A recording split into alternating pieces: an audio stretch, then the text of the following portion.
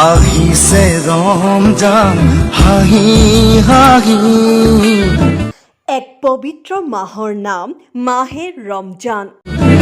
যাবগৈ ৰমজান চকুৰ টুকি। মুমিনৰ দুৱাৰদলিত আকৌ ৰমজান মাহ। পবিত্ৰ ৰমজানক নকৰিবা হেলা। ৰহমত, মাগফিৰাত আৰু বেহেষ্ট লাভৰ মাহ ৰমজান। দেহ মন পাক কৰি ৰাখিবা ৰোজা। আকৌ এবাৰ পবিত্ৰ ৰমজান মাহ আহি পাইছে। আৰৱ দেশসমূহত কালি ভুমুকি মাৰিছিল ৰমজানৰ জোন। অসমসহ ভাৰত উপমহাদেশত কাইলৈৰ পৰা আৰম্ভ হ'ব ৰোজা। ৰোজা কিয় গুৰুত্বপূৰ্ণ, ৰোজাৰ তাৎপৰ্য আৰু কৰণীয় কি কি? এই সন্দৰ্ভত ডবকা লাইভ কাষ চাপিছিল হুজাই বৰ মছজিদৰ ইমাম মৌলানা আব্দুৰ ৰৌফ কাছিমিৰ। ইমাম চাহাবে ক'লে এইদৰে, নাহমাদুহু ওয়া নুসাল্লি আলা রাসূলিহিল কারীম ওয়ালা হাওলা ওয়ালা কুওয়াতা ইল্লা বিল্লাহিল আলিয়্যিল আযীম। আম্মা বা'দু ফাআউযু বিল্লাহি মিনাশ শাইতানির রাজীম। বিসমিল্লাহির রহমানির রহিম। শাহরু রমাদানাল্লাযী উনজিলা ফীহিল কুরআন হুদাল লিন-নাসি ওয়া বায়্যিনাতিম মিনাল হুদা ওয়াল ফুরকান। সাদাকাল্লাহুল আযীম। আল্লাহ রব্বুল আলামিনে রমজান মাহর গুরুত্ব, রমজান মাহর ফজিলত সম্পর্কে কোরআনে করিমত বিভিন্ন জায়গাত আল্লাহর রসুল সাল্লাল্লাহু আলাইহি ওয়াসাল্লামে রমজান মাহর ফজিলত সম্পর্কে বিভিন্ন আহাদিসত বহুত মর্যাদাপূর্ণ বয়ান দিছে। আল্লাহ রব্বুল আলামিনে এই রমজান মাহ মুসলমান সকলের কারণে, মানব জাতির কারণে অতিকৈ রহমতর মাহ আৰু বৰকতপূৰ্ণ মাহ হিসাবে পৰিগণিত কৰেছে।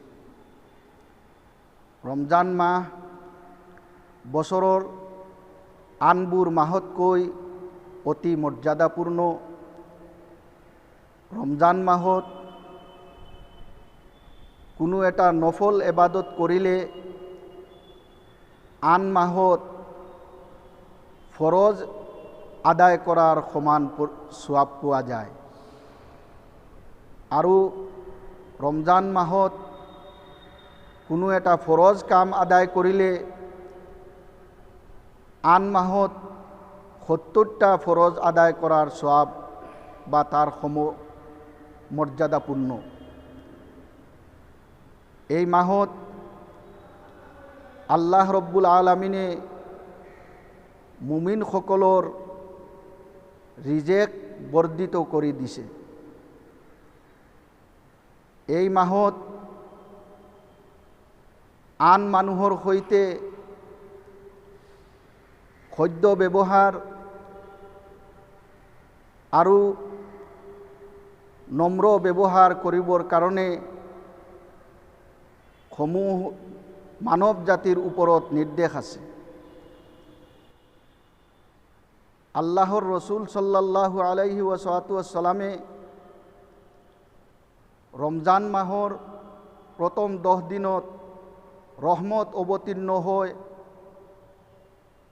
আৰু মাজৰ 10 দিনত আল্লাহৰ মাগফিৰত বন্দাসকলক মাফ কৰি দিয়ে আৰু শেষৰ 10 দিনত আল্লাহ ৰব্বুল আলামিনে জাহান্নমৰ পৰা মানুহসকলক খালাসি দান কৰে। আল্লাহৰ ৰসুল সাল্লাল্লাহু আলাইহি ওয়াসাল্লামে ফৰমাইছে, যদি কোনো মানুহে ৰমজান মাহত কোনো ৰোজাদাৰক ইফতাৰ কৰায় তেনেহলে আল্লাহ ৰব্বুল আলামিনে সেইজনৰ গুনাহ মাফ কৰি দিয়ে আৰু যি ৰোজাদাৰে ইফতাৰ কৰাব তেওঁৰ ৰোজাৰ সওয়াবত বিন্দু মাত্ৰ কম কৰা নহব, একেবাৰে সমান হিসাবে ৰোজাৰ সওয়াব পাব ইফতাৰ কৰোৱাৰ কাৰণে। আল্লাহৰ ৰসুল সাল্লাল্লাহৰ জমানাত সাহাবাসকলে আৰজ কৰিলে, ইয়া ৰসুলাল্লাহ, আমালোকৰতো এনেকুৱা কোনো সমৰ্থ নাই যে আমি ৰোজাদাৰক খানা খুৱাম। আল্লাহৰ ৰসুল সাল্লাল্লাহে কৈছে, যদি তোমালোকে এটা খেজুৰ বা এগিলাচ পানীৰ দ্বাৰা যদি কোনো ৰোজাদাৰক ইফতাৰ কৰোৱা, তেনেহ'লে আল্লাহ ৰব্বুল আলামিনে সম্পূৰ্ণ ৰোজাৰ সোৱাব তোমালোকক দান কৰিব। গতিকে মই সমূহ মুছলমান সকলক আবেদন কৰিম যে ৰমজান মাহত যাতে আমি মানুহ গৰীব দুখীয়াসকলৰ খবৰগিৰি কৰোঁ, যাতে মানুহ ভোকা যিসকল মানুহ গৰীব দুখীয়া মানুহ যিসকলক আল্লাহ ৰব্বুল আলামিনে টকা পইচা দিছে, মাল দিছে, সম্পদ দিছে, গৰীবসকলৰ ফালে আমি যাতে খিয়াল কৰোঁ, গৰীবসকলৰ সহানুভূতি কৰোঁ। পবিত্ৰ কুৰআনে কৰিম অৱতীৰ্ণ কৰিছে, গতিকে কুৰআনে কৰিমৰ তিলাৱত বেছিকৈ কৰা উত্তম। আৰু জিকিৰ আজকাৰ আন মাহতকৈ ৰমজান মাহত বেছিকৈ কৰিব লাগে। ৰসুল সাল্লাল্লাহু আলাইহি ওয়াসাল্লামে ৰমজান মাহৰ ৰোজা মুছলমানসকলৰ ওপৰত আল্লাহ ৰব্বুল আলামিনে ফৰজ কৰিছে, আৰু ৰাতিৰ তেৰাবিৰ নমাজ আমালোকৰ ওপৰত সুন্নতে মুআক্কাদা হিচাপে আল্লাহৰ ৰসুল সাল্লাল্লাহু আলাইহি ওয়াসাল্লামে কৈছে। ইয়াত মই এটা কথা ক'ব বিচাৰিছোঁ, 2-3 দিন আগতে ইছলামিক চেণ্টাৰ ফৰ ইণ্ডিয়া নামৰ এটা সংস্থাই এটা ভুৱা বাতৰি প্ৰকাশ কৰিছিল, যিবিলাকৰ তথ্য লৈ দেখা গ'ল যে এইবিলাকৰ কোনো সংস্থাই নাই, আৰু তেখেতসকলে মুছলমানৰ কোনো ধৰ্মীয় নিয়ম নীতি কমাই দিয়া বাঢ়াই দিয়াৰ অধিকাৰ তেখেতসকলৰ নাই, আৰু তেখেতসকল মুছলমানসকলৰ কোনো ধৰ্মীয় নেতাও নহয়। গতিকে মই সেইসকলক গৰিহণা দিছোঁ, কুৰআন হাদিছৰ ৰশ্নীত তেৰাবিৰ নমাজ 20 ৰেকাত, আৰু 20 ৰেকাতেই হ'ব, আমি 20 ৰেকাতেই পঢ়িম। শান্তিপূৰ্ণ হিচাপে আমি তেৰাবিৰ নমাজ পঢ়িম।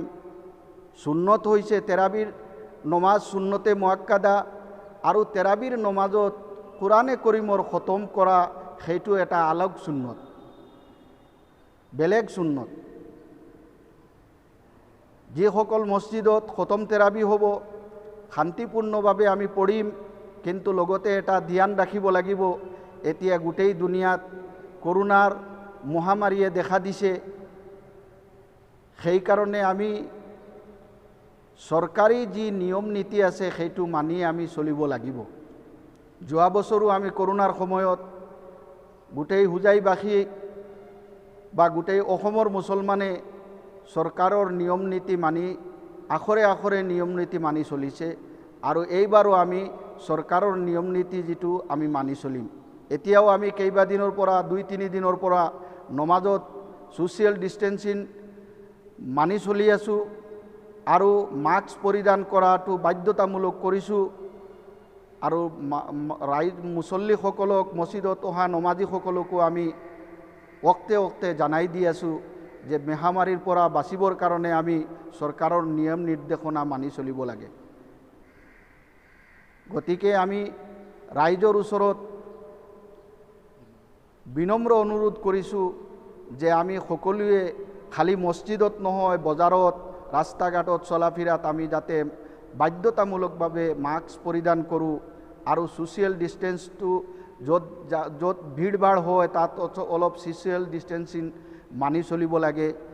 আৰু বিশেষকৈ আমি মছজিদত অহা মুছল্লিসকলকো অনুৰোধ জনাইছোঁ যে আপোনালোকে নমাজত আহোঁতে 3টা বস্তুৰ ওপৰত আপোনালোকে লক্ষ্য ৰাখিব।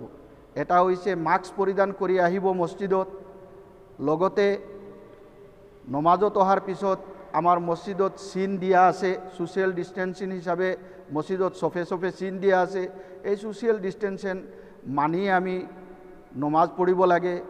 আৰু এটা বিনম্ৰ অনুৰোধ, আপোনালোকে নমাজত অহাৰ সময়ত মুছল্লা লগত লৈ আহিব, কিয়নো মানুহৰ মুখৰ পৰা এই বেমাৰৰ যিটো বীজাণু এইটো বিয়পে, সেইকাৰণে নিজৰ মুছল্লা লৈ আহিব আৰু মুছল্লাখন নমাজৰ পিছত লগত লৈ যাব।